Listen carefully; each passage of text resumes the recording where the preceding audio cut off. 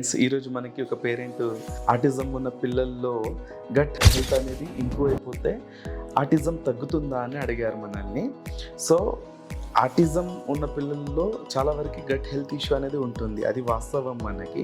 కాకపోతే ఇది ఇంప్రూవ్ అయిపోవడం వల్ల ఆటిజం ఫీచర్స్ తగ్గవు మనకి. ఎందుకు అని అంటే ఆటిజం అనేది మనకి ఒక sensory processing disorder and it's a developmental disorder.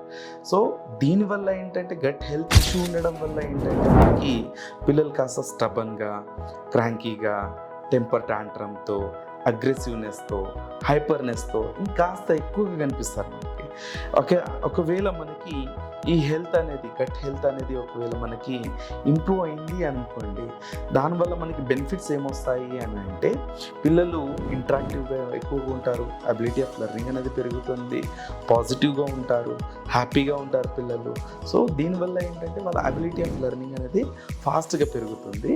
So దానివల్ల మనకి ఆటిజం ఫీచర్స్ ఏవైతే ఉన్నాయో దాని నుండి పిల్లలు త్వరగా బయటపడిపోతారు. అలానే ఈ గట్ హెల్త్ని మనం ఎలా ఇంప్రూవ్ చేసుకోవాలి, దానికి కొన్ని ఆహారాలు ఉన్నాయి మనకి, కొన్ని ఫుడ్స్ ఉన్నాయి మనకి. డ్రాగన్ ఫ్రూట్ ఉంది మనకి, అవకాడో ఉంది మనకి, పీనట్స్ ఉన్నాయి మనకి, అలాగే చిరుధాన్యాల్లో కూడా ఉంటుంది మనకి, బ్రోకలీ ఉంది మనకి.